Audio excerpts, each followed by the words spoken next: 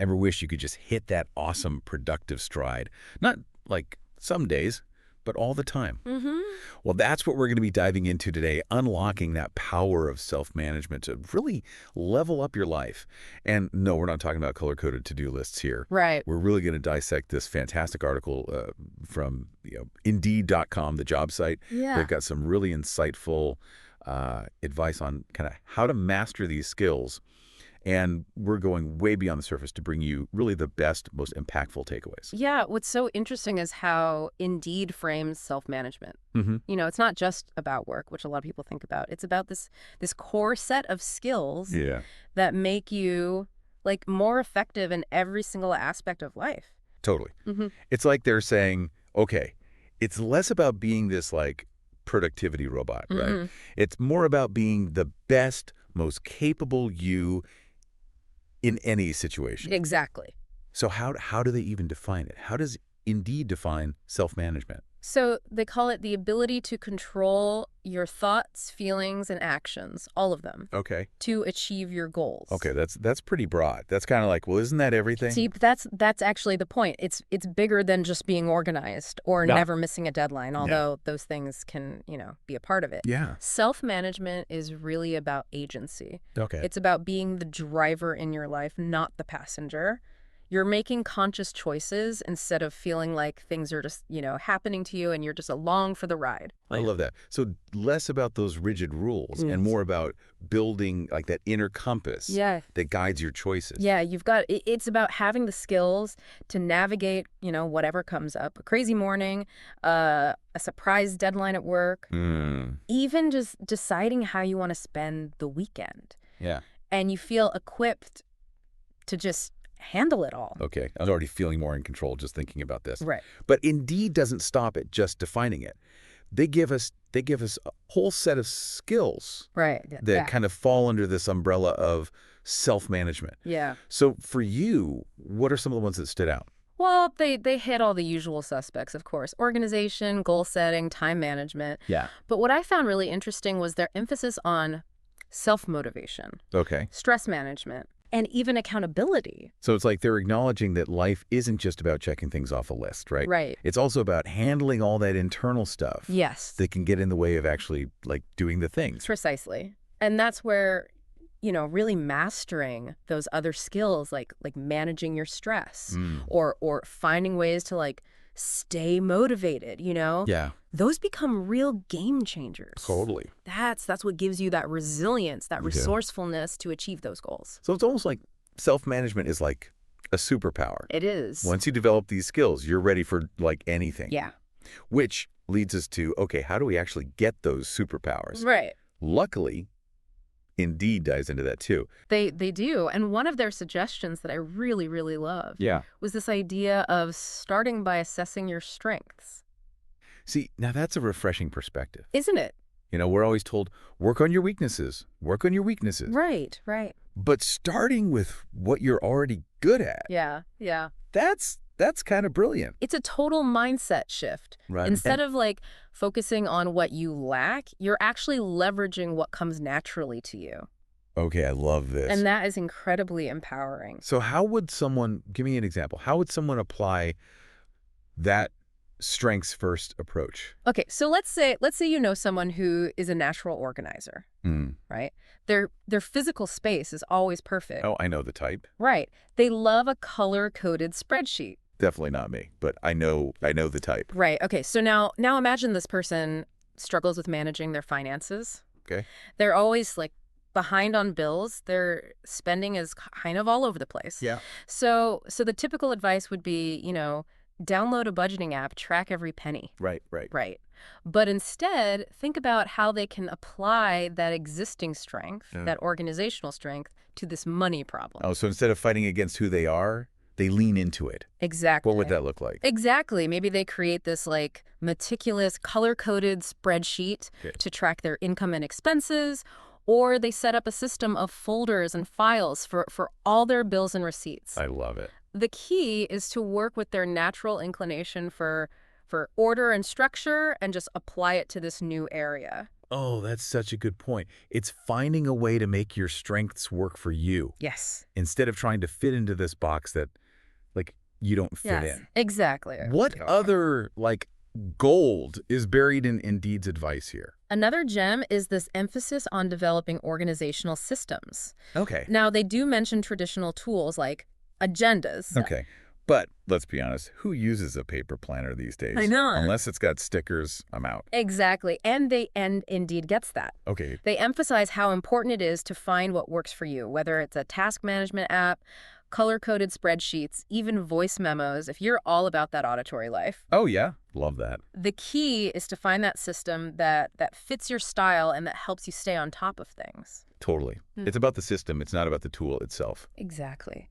Speaking of systems, one of their tips that I always kind of scratch my head at Oh, yeah. is this whole practice patience thing. Yeah. Because it just sounds so passive. Yeah. Like I'm just supposed to sit here and just accept whatever's coming at me. I get that. But think of it less about being passive Okay. and more about managing your reactions. Okay. It's about, pausing before you fire off that response to that really frustrating email, taking a breath before you tackle, like, a challenging task. Oh, so it's more about creating space for better decision making. Yeah. Not just like accepting whatever's thrown your way. Exactly. It's about responding thoughtfully, not just reacting impulsively. And that can make a huge difference in how effective you are, especially when things get tough. Oh, that makes a lot more sense.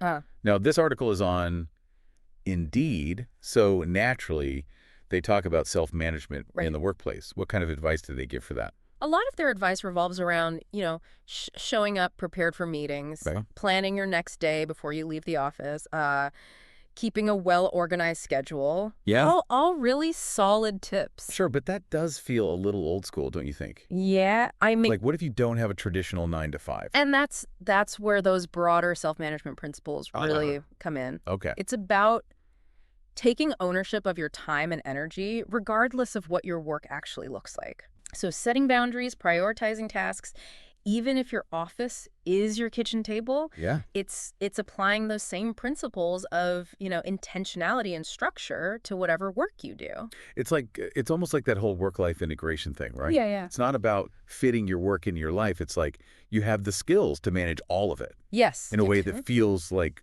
good and sustainable. Absolutely.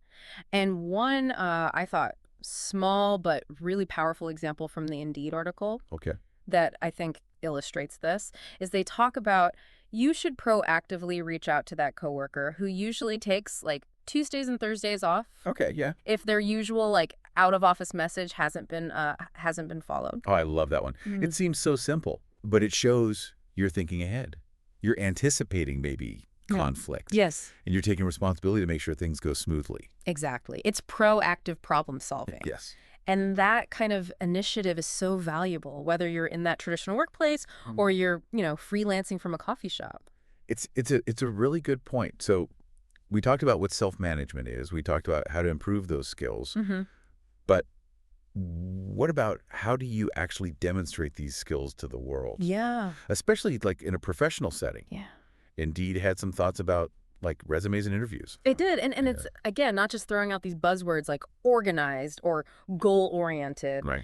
They talked about really the power of telling a story, giving those really specific examples of how you've used your self-management skills to actually achieve something. Which makes sense. Like anyone can say they're a self-starter. Right. But showing how you've actually like applied those skills, that's the differentiator. Yes. Yeah. It's the difference between, claiming to be a great cook and actually like whipping up an incredible meal. Yeah, I like that. Anyone can talk a good game, but showing receipts, that's what matters. Speaking of receipts, they had this great example in the article. Okay. About using your calendar system to like really show off those self-management skills. Oh, yes. I love that part. Yeah. Instead of just saying, like you said, I'm organized, they talked about this person who described their very specific calendar system, how they used color coding, reminders, task grouping. Smart. To manage their workload and hit their deadlines. And it wasn't even just about the system itself. It was about the impact. Yes. Like they talked about how this system helped them stay on top of their tasks, collaborate better with colleagues, and ultimately deliver better results. Exactly. They painted a picture told a story, brought those self-management skills to life, I love it. and showed how those skills lead to tangible outcomes. Okay. It's like that whole like show don't tell, but like for your professional life. Yes. Okay, I am so energized by this conversation. Okay. I feel like I have this whole new like toolkit for leveling up my self-management game. But before we wrap up, there's one final kind of meta question I've been like thinking about. Indeed focuses on self-management as this like individual skill set, right? Yeah. What about the ripple effect? The ripple effect. Yeah. Tell me more. Well, it made me think being better at managing yourself could actually make you a better friend, partner, family member, all those roles that we kind of play outside of work, you know? Oh, absolutely. Think about it. If you're less stressed, if you're more on top of your commitments, you're able to manage your time and energy effectively. Right. Doesn't that free you up to be more present, more engaged in your relationship? It's so true. You're less likely to like cancel plans last minute because you're like, oh my God, I'm drowning. Right. Or snap at your partner because you're just feeling like scattered, you know? Right. You just have more mental and emotional bandwidth for the people that you care about. Exactly. Yeah. And because you're better at setting boundaries, communicating your needs, you can actually show up in those relationships with so much more intention. Totally. Generosity. You're not so stretched thin that you're just constantly running on empty. Wow. I hadn't even thought about it that way. Right. But it makes so much sense. Yeah. So self-management isn't just about like self-improvement, it's about relationship improvement too. Yes. Precisely. It's this, I think, incredible and often overlooked benefit of self-management. It ripples outwards and it impacts all these other areas of your life in such a positive way. That is definitely something I'm going to be thinking about. Yeah, yeah. So to our listeners out there, we've given you a ton to chew on today, but here's a final thought, something we didn't even get to in the article. How does strong self-management impact your ability to actually build new relationships, romantic or otherwise? Does it make it easier to kind of put yourself out there, or does it create like a different set of challenges, something to ponder? And for those of you who want to like really dive into all this amazing advice from Indeed.com, we will of course link to the full article in our show notes. Definitely check it out. Until next time, happy self-managing. Absolutely.